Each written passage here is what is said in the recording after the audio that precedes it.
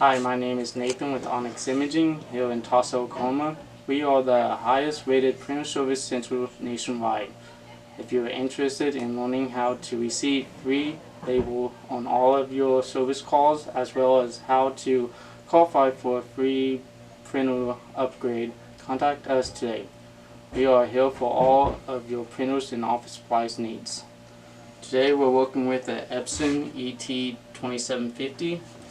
The problem we're having with it is when we're copying or scanning, we're leaving lines or smudges on the paper.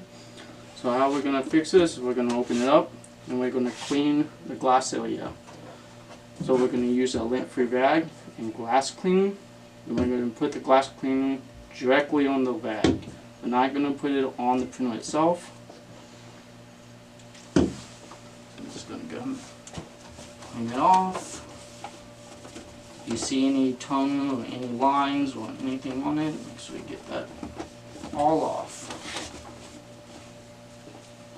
So once we're done with that, we're going to close it out, and then we're going to run some test prints, copy scans through it, make sure that there's no lines or smudges left on the paper. If there is, we're going to repeat the process until it looks great.